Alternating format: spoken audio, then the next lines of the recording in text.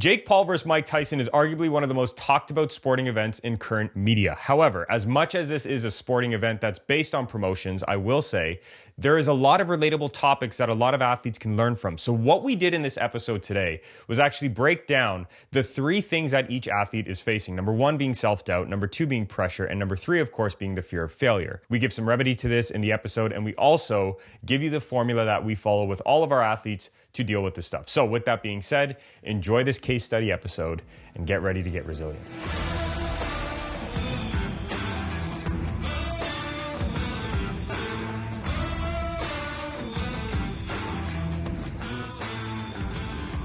Hey, Difference Makers. Welcome back to the Difference Maker Podcast. Your hosts, Matt and Chris Calderoni. Excited for this one today. Full disclosure before we even dive into this, just to kind of say to our audience and to talk to, this is something that's a little bit different that we've never done on the podcast before, right? It's mind you, it's going to be an interesting episode, but we were talking about it, we were discussing this week's topic, and we said, you know what? There's this fight with, Jake Paul and Mike Tyson, which sounds ridiculous to even say out loud. But, and I don't mean that in a rude way, but it's like, think about it. Jake Paul, Mike Tyson, you're talking about 2 individuals that are way on different ends of the spectrum. But it's like, you know what? After diving into a lot more of the research behind this fight, the average athlete or even, professional athlete can actually learn a lot from the, we'll call it complexities behind this fight. Sure. Right? But I wouldn't even say that the fact, like, obviously you can learn a lot from the differences between the 2 fighters and stuff like that. But when Mike Tyson fights, the world stops. Right. Like, it's always a massive event, regardless of if he's, 50 years old now or when he was a lot younger. Like, the world essentially stops. Like, for him, it's a different story, because even like some of the things that I was looking into with him and everything, like, first off, everyone knows the name Mike Tyson. You know it either from this fight or you know it from Iron Mike, how dominant he was, or you also know him from one of the greatest upsets in boxing when he lost, right? But at the end of the day, like, this guy is such an interesting human being, and someone that when you kind of look a little bit deeper past whether you think he's a good guy or a bad guy or anything like that, he takes a very human approach and understanding to fighting itself, and just an understanding of like how serious things need to be taken. Yeah. Like, regardless of, he knows he's an entertainer. He knows what boxing is and all that stuff, which is great. But like, the seriousness with which he approaches things, it's something that I think everyone can learn and take away from, because I don't think as human beings we do that enough on a daily basis. No, and that's and it's a great point too, right? Like, and this is why we're going to be diving into it today, but there is real pressure, self-doubt, fear of failure that surrounds this fight. Yeah, on a human level more than on a human anything. level. So we figured, like, this is a great case study to break down. One of these individuals is, former heavyweight champion of the world, undisputed for many years, which we'll get into in a bit. But the other one, here's the other side I like about the whole Jake Paul thing, is because what you've got in Jake, I know they're both entertainers in their own respect. Mm-hmm. I know Jake does a lot of things that are strictly for marketing, but I will say this. This individual casted a vision, and it was a wild one, right? Like, let's talk about it for and this is where I start relating it to the athlete who's trying to become a professional. I look, for myself, I relate to it a lot when I was 12 years old, having the vision of trying to go pro. Mm-hmm. And it's like, you have this individual that casted a vision many years out and made it come to life. Yep. And it's like, there's also a lot to be said about that individual. And I think there's also something we'll be talking about today, is the complexity behind this David versus Goliath kind of story that I don't think a lot of people realize. Yeah. So we're going to dive into all of it. I'm excited to, because what I want to treat this podcast as is a real case study, if you will, of the different mindsets of these 2 fighters. And we're, of course, going to drop some actionable steps that you can take if you get into a situation, not fighting Mike Tyson, but if you get into a situation where you're facing this fear of failure, where you're facing this self-doubt, where you're facing this pressure, and kind of like Chris mentioned, that human approach. I'm interested to hear about that. So let's dive into it. We're going to break down these two, quote, mental animals right now that they are, because both of them do have an interesting approach to fighting. But I want you to share a little bit about like that human approach you're talking about with Mike, because I feel like so many times. So here, okay, let me preface this for a sec. Mike Tyson, I've seen shown in the media in two ways. Mm-hmm. You got one side where everybody thinks he's this crazy individual. Yeah. Right? And on the other side, I notice a guy who's not scared to show his emotions at all and is a very emotional being. Sure. Very. Like, you almost think when you're talking to Mike, you're talking, like, from when people are interacting with him and such, there's a kid there. Yeah. Well, right? with Mike, like, some of the things that he was talking about, and actually, some of the things that I'm going to be talking about were in the Netflix it was a great documentary. It's very interesting because I think what gave him the success that he had was he did take it with a human approach. Like how serious you need to take the training, how serious you need. Now, obviously, he did fall off. Mm-hmm. And actually, I think you can see with both individuals, when they did hit a certain point of fame, they both had struggles. Now, obviously, at different times, and one was in boxing, Mike Tyson, the other, Jake Paul, they talked about going to LA.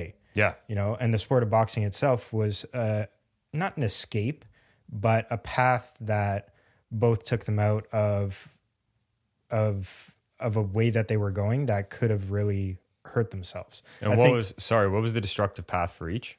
So I was going to say Jake was, he was saying it was, I think he got into drugs, alcohol, like the fame portion of how quickly everything grew for him. Which is a real thing for any high performing athletes, right? Well, on the high performing side, Mike's side, it was, now he's winning, he's doing all these things. He had this trainer that took him in and brought him up, and he ended up passing away. And now that's when things snapped. Well, not only things snap, but now you're at the height.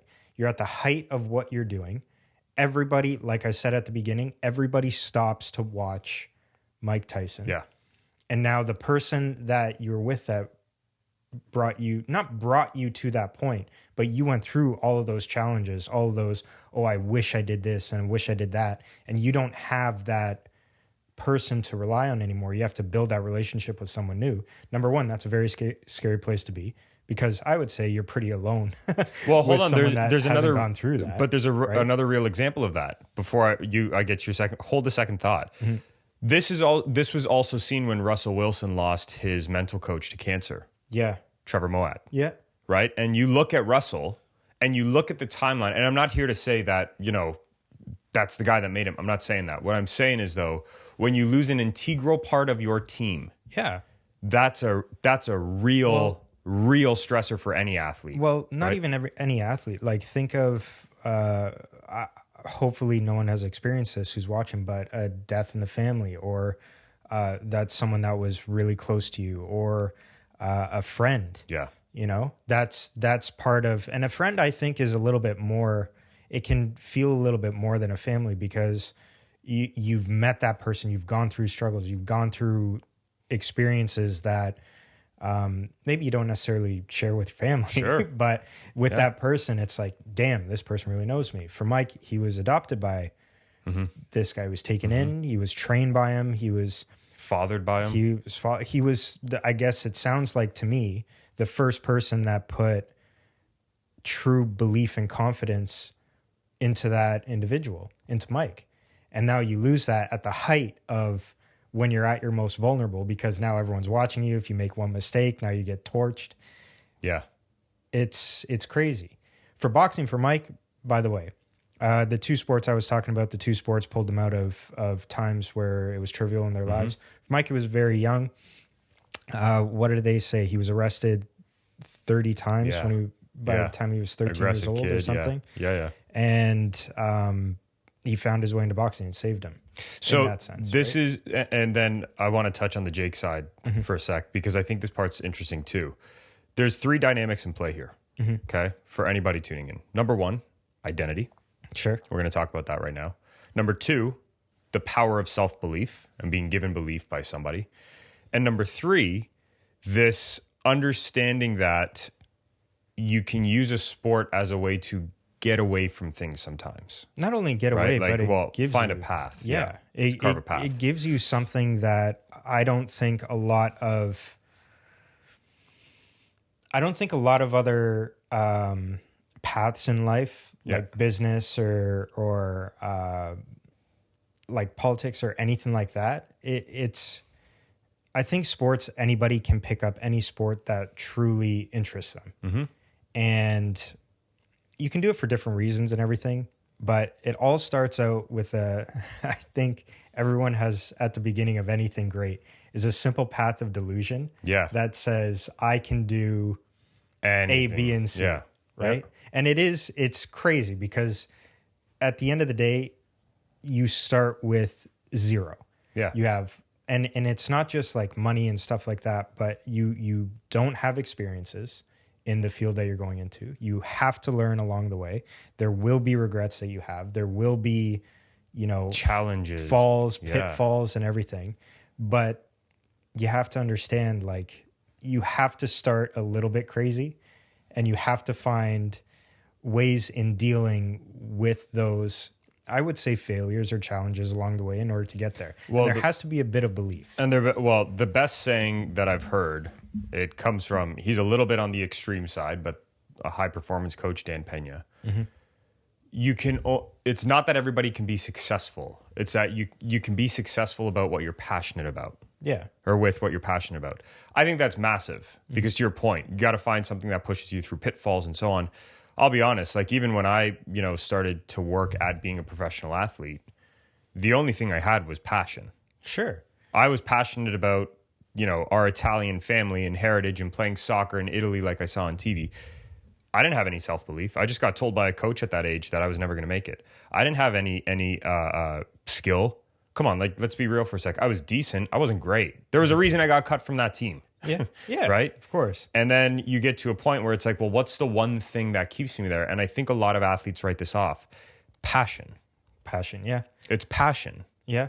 Right? And it's like, I'm not saying just because you're passionate, you're going to make it. What I'm saying is, though, if you're passionate, trust me, if you have a core hunger, you will outlast anybody. Yeah. And that gives up when it gets tough. And it's like every single day, sometimes at the beginning, I probably at the beginning, you will need to fight the side of what am I doing? Yeah. That there's always that question and lingering thought in the back of everyone's mind of what the hell am I doing? Yeah. Was everybody right? Should I have stopped? Yeah. Should I have not done this? Should I have not pushed? It's funny. Like even with, Larry's jersey, Larry Markkinen and players like that we work with, it's like every year, and you see this too when we do it with our clients, but there has to be a reestablished purpose.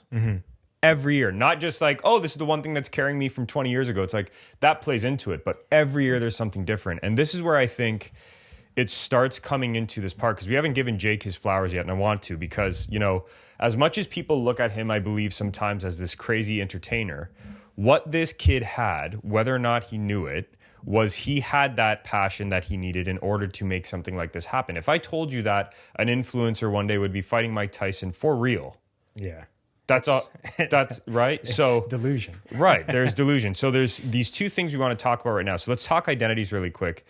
Going into this fight, you've got Mike Tyson, who's coming in with the identity as the former top heavyweight champion of the world, one of the most meanest fighters, one of the most, competitive there. So there's a real pressure now that starts with that. And for any athlete that has this too, you can relate to this, where you come in as the champion, the ex-champion, the person who probably, looking at it on a sheet of paper, he should win. He has the experience. He has everything. It's not like he isn't trained. I don't know if you've seen he's training well. Yeah. And if you look at how he speaks about himself in a lot of the interviews that he talks about, he is probably one of the scariest human beings. If you look at the way that he talks about himself in I'm a natural born killer, like he wasn't raised to think this. Like he truly believes that if he didn't, I think he thinks if he didn't have boxing gloves on, he'd be in jail. He would be killing mass amounts of people. Well, it's true, right? And it's like, this is what I'm talking about with identity, and it's not even to, poke fun at that in any way. No, right? I'm not getting in the ring. But it's like, but the point saying is this man's identity still. I don't care. You just go type in any recent interview with Mike.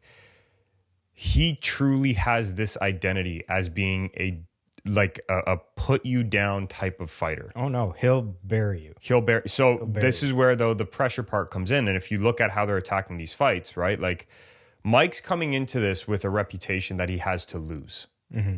Mike is the Goliath. Well, he has also had that losing point before. Yes. He's had that upset before, and it's on his resume. And there's two things that you can see right away drive this individual. There's a fear of failure, and there's a pressure there.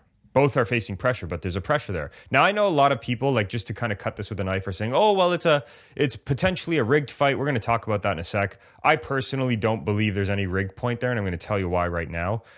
Yes, I believe it's staged for, entertainment. There's no doubt about that. That's what every boxing match is. However, everybody knows with that identity you just spoke about with Mike Tyson, you can talk to this man as much as you want to calm him down, but he has a snapping point. Always. And when that's not, it has been shown, if you just go look up some of his past fights, it's scary, right? Like this mentality of this man is looking at it on a deep level. Like his identity is to hunt, lock in, and finish the fight. Well, even some of that, I don't know how true I'm assuming he was, because it sounds like it's kind of what you see is what you get with him. But even the way, like, he didn't look at past boxers. No. He looked at almost, like, I think he studied or read up on Achilles. Like he read up on warriors in the past that would go above and beyond what is happening in the ring. Like maybe watch other guys for technique for sure, but it was the legitimate, like, what are these people doing? Is the thing that made these people great? Yeah. So he was studying the philosophy behind these people. Oh, I believe like the so. life. No, but like it's right. It's read up on the history of them, and all this stuff. And it's like to be regarded as one of those people throughout history. What do I need to do in order to get there? And see, this is what I'm going to say though. I'm not talking about reading up about being, a warrior. What I'm saying, that obsessiveness. He is. That obsessiveness is something I think sometimes a lot of athletes miss in order. Like a lot of people throw the statement of, I want to be the best one day. Well, until you see what it takes. Yeah. And like, it's not even, it's an obsessiveness, but it's also a seriousness behind what you're doing. It's mastering your craft. But doing it for more than just, like, I know a lot of people, throw it around, we're only going to be here, live once, do whatever you need to do. Like, go do this, go do that. But it's not with a seriousness behind it. It's with, well, we've even talked about this, like some of the guys that I even work, what am I doing this for? Mm-hmm. What's beyond this? What's the goal? I could be doing this instead. And it's like, that's fair, but there's a seriousness behind you not necessarily dedicating your life, but to do what you do with the best of your abilities. But this is the difference with Mike Tyson. And there's many different things, obviously, with, athletes that we see every day too. But Mike Tyson asks himself a very simple question. And you can tell this man orchestrated the individual he wants to be. Right? Like, think of what he's saying in his interviews. If I didn't find boxing, I'd probably be, out of there or in jail. Mm-hmm. And he said that multiple times on record. Yeah. And it's like, so you got to think about that for a sec. This man made a life decision of who he wanted to be at a certain age in his life, and everything changed for him. Mm-hmm. And when he lost that mentor that helped him get there, his identity shifted again and the tough stuff started and, a different side. So that's Mike's mentality. So understand this. If you're an athlete who's relating to the Goliath right now, pay attention to what we're going to be talking about right now about the, Mike Tyson side, because this is the approach. There's a way to deal with this stuff. Now, Jake Paul on the other side. Jake Paul abides by something called delusional optimism. You know what that is? So what's that? Delusional optimism is when we're not talking like, oh, I'm going to make it out of this situation. Mm-hmm. I'm not talking about the positive, put a smile on things, whatever. Delusional optimism is, and I truly believe if you look at some of the world's best athletes, like Tom Brady had this bit of delusional optimism. Michael Jordan had this delusional optimism. Kobe Bryant, Serena Williams, they all had this delusional optimism. And delusional optimism is this. I'm not only going to make it out of this and do it, I don't care about the negatives you show me. I don't care about the risk factors you tell me. You think Mike Tyson can beat me so hard he can beat me into an inch of my life? Well, guess what? I don't care. I can beat him. I don't care. And if you think about it, where this is interesting for me is that 3 years ago, I believe it was when Jake Paul casted this vision of saying, hey, I'm gonna one day fight Mike Tyson. So this is where I'm talking about the David versus Goliath, right? Goliath is Mike, David is Jake. And now you've got this guy who's saying, I'm going to just go do it no matter what. Mm-hmm. There is a virtue and a vice to this. The virtue is, this is often how most people become successful. Right. If you read up on any successful person, it's one way, tunnel vision. I'm going, I don't care what you tell me. I will just continuously find a way. That is proven on how people get successful. Yeah, 100%. Okay. So Jake's got that. Mm-hmm. The vice to it is the potential risk you run of being underprepared. Right. Okay. So Jake Paul is a much different stature than a Mike Tyson. We're talking now about a delusional optimism that could potentially put him at a risk. Right. So when you look at this and when you get into this and you see this stuff happening with a Jake Paul and you see how kind of this is playing out, you got to understand his identity, and there's two risks for him. He calls himself the problem child. Jake, the problem child, Paul, right? Sometimes I think there's another one like El Gallo or something like that. But, you look at him and you listen to that identity for a sec. So this is now for my Davids in the room, okay? This is a guy who has an identity of wanting to be the problem child. So what do you associate with that, right? Like, I'm asking you, What do you associate with the problem child? The problem child, well, they always have something to prove. They have something to prove. Constantly. And it's not only proving it to themselves, but to everyone else around them. If you're an athlete or a parent of an athlete who wants to dominate, then you have to stop leaving your performances to chance. Look, the reality is you put in so much time and effort focusing on the physical side of performance, but probably aren't getting the results that you want still. And the question becomes why? Well, it's not the physical part that separates the best of the best from the average individuals. What separates them is their elite mentality. And I'm not just talking about saying some affirmations in the mirror or talking about shouting at yourself in the mirror. What I'm saying is, though, you need to have the mindset that allows you to get to the next level. So if this is you and you're looking to take your game to the next level, consider Molliteum Coaching. We are a full-fledged company that works with athletes in a one-on-one setting to help you build a blueprint specific to you in order to tap into your extra gear. Every athlete is different, which means that every program is different. And you have to understand that at the end of the day, unless you have something that's specific to what you need, this stuff will never work. General goal setting, general visualizing, general meditating, or anything like that won't work for you unless it's tailored to what you need. So consider us here. We work with some of the best athletes in the world to help them take their game to the next level and are proven in everything that we do. Now, we have limited spots available for our one-on-one coaching, which is 2 spots per week or 8 total per month. While spots last, you can apply down below. There's one link for athletes who are over 18 paying for their own training. Click that link. And if you're the parent of an athlete or an athlete under 18, click the U18 link and you can go through that sign-up process. With that being said, let's get back to the episode. But the biggest thing then that this, has to run, and the biggest, we'll call it like risk, and for any David out there, is that there's now a pressure and a self-doubt that can be kicking in. And I kind of want to dive into that right now to talk about this topic for the self-doubt and the delusional optimism, because it flows nicely, and then we'll go into the pressure part. But let's go a little deeper on this for a sec. So I think Jake Paul cares about winning. Yeah.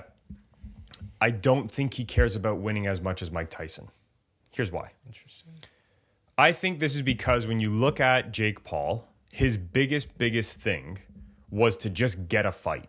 Right? His biggest thing, he had this, again, delusional optimism. One day I'm going to fight Mike Tyson. He talked about it 3 years ago. Now it's come to fruition. For him, I believe the fight alone is a win. Yeah, for sure. I think it's a win. I'm not even talking about paydays. I'm just saying, like, you can say on your pro record, right? Or not even pro record, but on your record, that you fought Mike Tyson. Yeah. That I don't know how many other people can say that. No, that's the reality. To be able to do it and walk away without any brain damage would be is a Huge. massive thing. And but this is the part of delusional optimism. Like I said, there's a risk to it. Did you see the lie detector video? No. Of the two brothers? Okay, it's a big one that's blown up right now. So there's a video on YouTube of Jake and Logan, and they hook each other up to a lie detector test, and they start asking questions and da-da-da-da-da. Right. So Logan's up first, and then there's a question that they ask, do you believe that, they ask Logan this, Jake asks him the question, do you believe that Jake will beat Mike in a fight? Mm-hmm. And the way that they did this was the room lights up as a color when the lie detector lady says this is true or not. Like how we have the purple, yeah, exactly, green, right? red, or whatever. So Jake asked him this question, do you believe I'm going to beat Mike Tyson? He says yes. Room turns red. Mm-hmm. Right? And you can see a bit on Jake's face, like, oh, like, shoot. And he goes, you don't think I can beat Mike? He goes, and then Logan, before answering, he goes, do you believe you can beat Mike? And then they say, okay, let's hook him up to a lie detector test. So then now Jake is taking the lie detector test. And the question comes up now. They ask a couple for like baselines or whatever, stupid ones. And then they ask him a serious one. And Logan goes, do you believe that you can beat Mike Tyson for real? And Jake says, yes. Room turns red. Mm-hmm. So then they start kind of talking a bit about it. He goes, I'm not going to lie, man. I'm nervous to fight Mike. Like he says it. Yeah. Right? And this is what I'm talking about for my Davids in the room. And we're going to talk about a remedy right now. That delusional optimism is great to get you started. If you want to hang at the top, though, you need to be absolutely sure of yourself. Yeah. Because when it comes to it now, the deciding factor is going to be certainty. Yeah. The more certainty you have in yourself, someone's going to win. Yeah. Right? Unless you get lucky. Right? Unless something happens. So let's talk about this. Obviously, just to touch on that, like, obviously there's a point of showmanship there. Like, we can't forget, Jake's promoter and all that stuff, which is good. Like, boxing gave him all these crazy, not crazy, all these great business ventures, like most valuable promotions and stuff like that. But there is that aspect, again, bringing it back to the human side, like you said at the end there is that aspect of, if for sure there's showmanship and we want to get eyes and we want to get all these things, but there's a bit of realization there when reality hits that you're stepping into the ring to fight a rhino. Yes. Like, there's a bit of realization there. Well, and that's what I mean by the delusional optimism part, right? Like, he's so optimistic, but it's like there comes a point that not even he's able to convince himself sometimes. Oh, yeah, of course. And that rule of certainty, I've seen this, and you've seen this so many times. The more certain competitor, athlete, person in a situation of high performance is the one that wins. Yeah. That's just how it is. So if you're somebody who is a David right now and you're going up against a Goliath, we've actually got a good little formula for this. So first thing we always ask our athletes whenever they're having to build more certainty behind things is we say, okay, what's the skill that you're doubting right now? Get very, very clear on that, right? And a lot of times the reason we ask this is because most athletes don't know what they are unsure of. Yeah, even some of the conversations that I have, like you have to spend 10, 15 minutes of just digging. But what is the root thing of this? What's the one thing that's preventing you from driving being the net? Successful. You know? Yeah. And then the second part is, once you do that, you got to understand why you're doubting them. I think this is another one too that a lot of athletes miss. Like, using the Jake Paul and Mike Tyson example, can Jake Paul throw a fight or throw a punch? Absolutely. Absolutely. Can he throw a punch to injure Mike Tyson enough to get leverage in a fight? Don't think so. Can Jake Paul defend well in a fight? Yes. Can he defend well enough, though, against a guy like Mike Tyson? Probably not. So when you look at this, what I'm trying to say is about the skill, it's not enough to say, for example, for Jake, I need to learn how to punch or I need to learn how to defend. What you need to get specific on, and maybe this is you, specifically for what? Mm-hmm. Why are you doubting that? Mm-hmm. Well, I can defend, but I don't know if I can defend a punch as strong as Mike's. Great, go to work. Right? So that's what I'm talking about when I say you have to get clear on it. And then there's a simple formula we use to get certain about it. You got to visualize the proper technique daily. 3 sets, 10 repetitions. You've got to study film on it daily. And you've got to have intentional practice with it for at least 10 minutes a day on each of those skills. Right? So it's like you stand in a corner, you do the work, you get it done. And I know this is crazy. I saw this video of just to kind of prove this on seriousness. I'm not talking about the recent form of them, but I mean when they were winning Manchester City. Mm-hmm. There's a great video going around as a pregame warm-up that the defensive unit does. And there's 4 of them standing there. And literally, these are multi-million-dollar athletes on $1 billion team plus, right? Standing in a line, the defensive coach blows the whistle, and they move as a unit, how they would move in a game. No ball is in play. Nobody's doing anything. They move the way they should. Then they move the other way. Then they move the other way. Then they move okay, so what's the point of that? That's what I'm talking about with intentional practice. Is it sexy? No. Is it needed? Yes. Yeah. It's the seriousness behind what you're trying to achieve. Right. So looking at that, first and foremost, for the self-doubters, and this isn't to say that Goliaths or defending champions don't have self-doubt too, but oftentimes we see the self-doubt coming in when it comes to the David in the room, not necessarily the Goliath, right? The Goliath, what I would say, though, if you are that person who's defending the title, you need to also keep because we say this all the time, the most vulnerable athlete is one who's successful. Yeah. Right? Why is that? It's not because that you're doing anything wrong, but it's simply because of the fact that you think you got it all figured out. Yeah. And then again, when that first fall happens, because you haven't fallen in a while. At the end of the day, you haven't. Things are going well. You had a great off season, everything's high, and then you don't do anything in your sport for the first 4 weeks or whatever the case may be. And it's like, well, how do you get through it? Well, first off, it's not like your skill's completely gone. You can rebuild it, but not rebuild it, but it's just a matter of kind of just understanding, like, it's a human thing sometimes. Yeah. It's a human thing sometimes, and that's what you have to attribute it to. It's not the end of the world. It's just a matter of take the next step. Yep. Right? 100%. And I think that segues into the last kind of topic we want to cover here, which is, this fear of failure. And this segues nicely because if you look at Mike versus Jake, Mike has a lot more to lose than Jake does. Mm-hmm. Right? Like, you got to think about this for a second. Mike is obviously going to be more driven by the fear of failing and looking stupid and embarrassment. That is fear of failure. Because you got Mike, he's an undisputed champion, holds the record as the youngest boxer ever to win WBC, WBA, and IBF world heavyweight titles, sorry. And you've got a guy who was the first heavyweight boxer to hold the WBA, WBC, and IBF titles simultaneously. Undisputed heavyweight champion from 87 to 90. That's a resume. That's a resume. Okay, so compare it to a guy who fought other boxers, influence, whatever, and now you're coming up against him. Like, I don't know about you, but even when I would play men's pickup soccer and I knew I played at a pro level and getting scored on by somebody who wasn't a pro and playing amateur, that bothered me. That's the thing. That bothered me. Like, because then you can also take a look at Mike as well and say, okay, well, there's also that aspect, which I'm sure, helps out to take the pressure off. He's like, I'm over 50, it's okay. But going back to the identity, there's that sense of human pride and that ego. And it's like, I might be this, but I have a limit. Like I can push my limit. Yep. I can push my limit and I can bury this person. Like that's why it's for him. He's such an interesting individual, because, like, he has a different understanding of things. He's seen the darkest times, he's seen this sport take him to places that he probably never thought he could go, or at the beginning never thought he could go. And then once he started to go, it's like, there's the belief.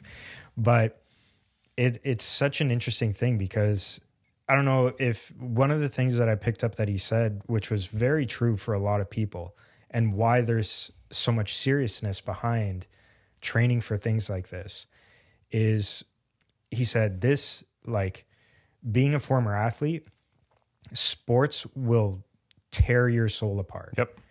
And it has the ability to. It does wrap up. It does wrap you up, though. Like, you are an athlete.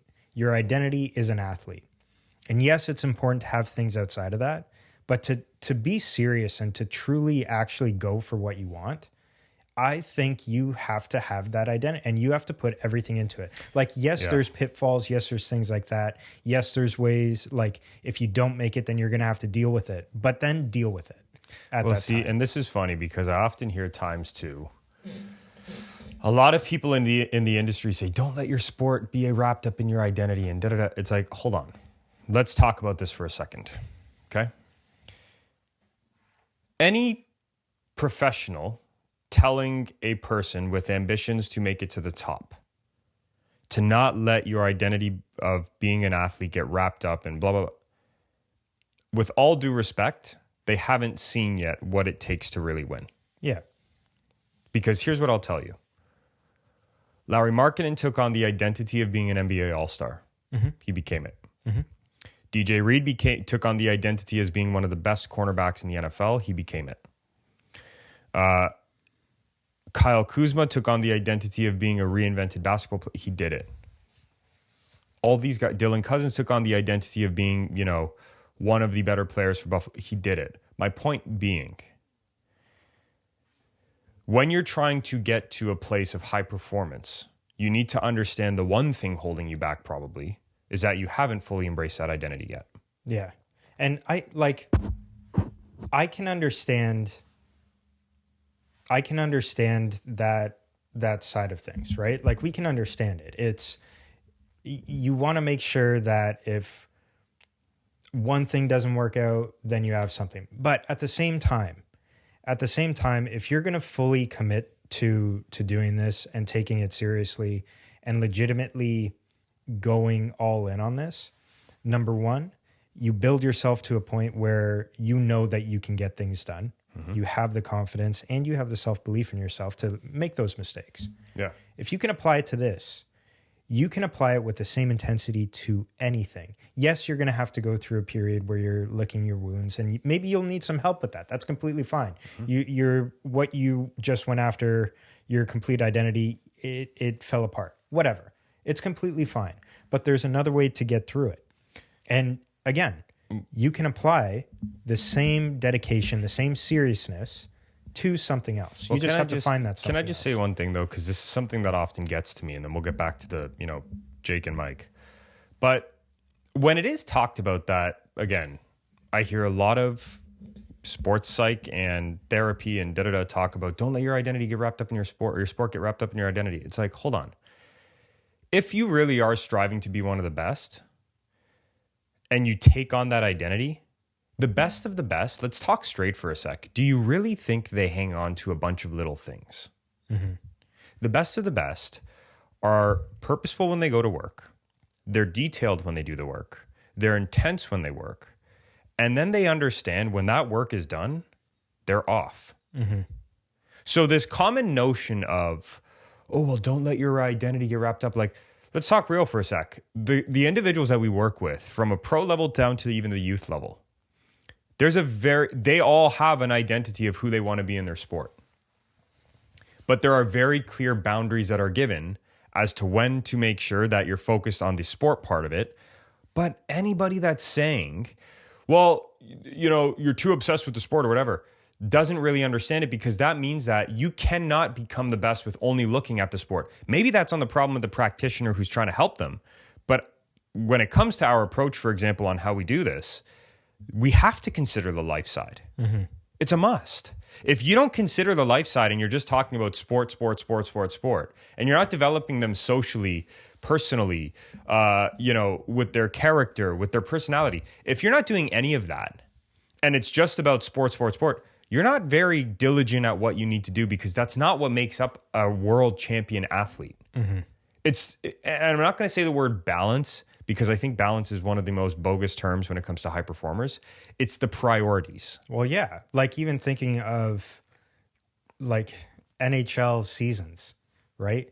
It's like balance is good and all that stuff. But like even in the season itself, the makeup of the season itself, there's no time to practice. No. You have games, and whatever you did in that off season going into the season is maybe you can tweak a couple things, but your games are your practices. Yeah. And your practices are your games. And that's the reality, though. But it's like, then when these individuals are done for the day, they're done for the day. And they have to be. Yeah, but that's what I'm talking about. That's why I don't have this belief of, oh my God, your identity's wrapped up in your sport. No, I'm not talking about that. What I'm saying is, if you do it right, you can be fine. Now, look, Mike Tyson is a great example of an athlete who didn't have those barriers once his person that gave it to him passed away. And that's very evident, because probably what this individual had him doing, where, maybe recoveries and so on, he now turned to things, partying, drugs, all that. Mm-hmm. And that's just, it happens. It comes with fame, right? It comes with fame, but it comes with fame if you don't have an actual plan behind it. Mm-hmm. So looking at it and coming back to this, the fear of failure, I think Mike has a lot more to lose. I think Jake is the absolute underdog. And I think because of that, I don't think Jake is operating out of a place of fear. I think, a fear of failure, I should say. I think fear of getting his ass kicked, but not fear of failure. I think Mike is not coming from a place, so like most, we'll call it Goliaths do, where it's defend my castle. I think he's coming with the mentality of, and this is why he's such a great boxer, and professional. I think he's coming at it with a mentality of, I always play to win. I think he's excited to do something. I do. Again with this, which I do hope, because I've heard, some of these fights and stuff like that. Like there's obviously agreements that go on behind the scenes of when to stop, because obviously you have a professional individual. Mm-hmm. Yes, he's older, but you have a professional individual in the ring that knows how to fight, knows how to do this, has years of experience. I'm sure there's going to be a limit. It'll be interesting to see like that first punch that's thrown. Was that agreed on? Or yeah. No? What happens? And that's why, like, to bring it all together and wrap it up, here's how we, break it down. You got Mike Tyson, who's coming from a place. It is a David versus Goliath match, right? Mike Tyson is your Goliath, which comes with certain pressures. I'll cap it in a sec. And Jake Paul is your David. So Mike Tyson's coming with the identity of former best, boxer in the world heavyweight champion. That alone comes with not just pressure from the fight, but the fear of failing. Mm-hmm. Jake Paul is coming as the problem child. He is coming as the guy who has an identity of wanting to stick out. He's got the delusional optimism to him. However, he's also battling, and you can tell, with self-doubt.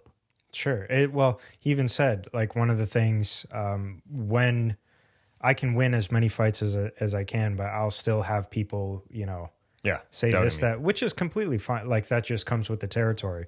But to bring that up or talk about it, I mean, whether you think it's for the show or promotion or not, like, there is a little bit of that there, because again, at the root of everything, both of these guys are human. Both these guys have egos. Both these guys have things to prove to themselves, to others.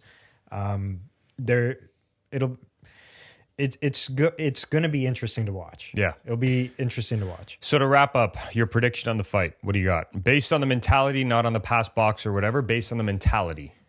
Based on what I want or what? No, mentality. What you think is going to happen? I don't know. It's gonna be that first punch, I think. Really? I think it's going to be the first punch that's going to set the tone of, are these guys in it or not? And I obviously think experience will win. Personally, I think experience will win. I think it'll be pretty cool to see Jake Paul handle, like, at the end of the day. He's like, not a bad boxer. Not that he's a bad boxer. He's not a bad boxer.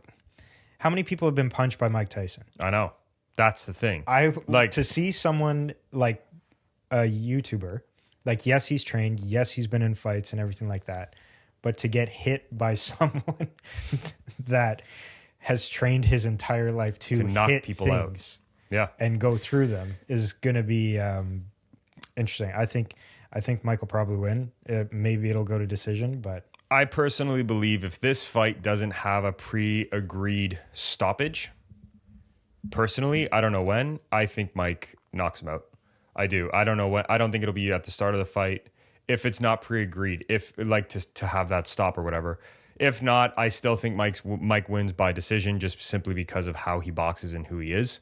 I think Mike has much more pain stacked against him. I think that fear of failure drives him a lot more. I think he's been hardwired since day one a lot more. I still like, you know how they say you can see the real man when you eventually break somebody down and break somebody down.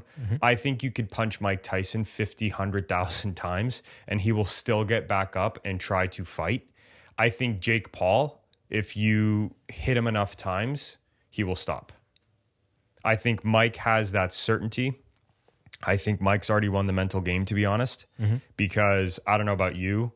If I've never gotten in a fight in high school or things like that, personally, I remember, unfortunately, having to see some of those fights sometimes. And the reality is, as horrible as they were, you could already tell when the fight was won before even the fight, you got to the fight. You see it UFC, though. You see it with boxing. I think this guy's already won the mental battle. And I think Jake is coming in here, as much as he is an underdog, with nothing to lose. I think he's an underdog with nothing to lose against a beast of a human being. I think Mike takes it. I think prediction, I believe it goes to decision. If it's not prearranged to have any stopping point, I think he gets his ass knocked out. I only say decision because of the fact that I have a feeling that there's that, protect the human part as well. There has to be. Has to be. Well, he's a promoter. So, exactly. Yes. But I think if we're talking like none of that stuff, there's a knockout. You know what? The interesting fight that'll happen, which is going to be on the same night. It's the opening fight, Katie Taylor versus Amanda Serrano. That's the one that I think will be very interesting to watch as well. They fought before. I think Jake put it on. I think it was the biggest female fight that was ever promoted. I believe so. But they have a rematch. They're the opening fight before Mike and Jake. Look, the one thing I'll say about Jake, and we'll wrap it up on this, regardless of who wins, I love what he's doing. Because his fight promotions and stuff are doing very, very well for the fighters. Sure. And I truly believe, not that boxers don't make enough or whatever, but I truly believe if you're going to be in a sport like this, you should be able to take it as far as he is. Do I think Jake will forever be the boxer? No. I do believe, though, that a promotional boxing company, he can put a real fight up against, the professional organizations out there. I really think he can. Yeah, well, he could do a lot of great things for the sport itself. He has a massive following. He has a massive name. Now he has a promotional company. Boxing has been not in the forefront as it used to be, yep. Right? And, it's just a new, it's a reemergence of the sport. So with that being said, let's see if our predictions are right. Friday, November the 15th is the fight. We'll definitely be tuning in. Hope you learned a lot from this. If you like what we're doing with these kinds of episodes and you want more of this, we have a lot more different kinds of breakdowns that we can do. Let us know in the comments if you're tuning in from YouTube. Give this a rating, this episode, if you can, or the podcast even. Let us know what you think, because this will really help us kind of gear more towards this. I think this was a great case study to kind of break down. But again, 3 things we spoke about. Choose your identity. There's that self-doubt kind of remedy we have. And then there's, of course, the remedy we have for fear of failure that you can utilize, and you got to make sure you do. So with that being said, stay resilient, and we'll see you in the next one. Now, if you like this episode and want more of these deep dives like we go into on our podcast, check it out here. And if you want some more short form, to the point, direct trainings that are about 10 to 15 minutes long, check it out here, where we have playlists full of different topics on how you can build your resilience.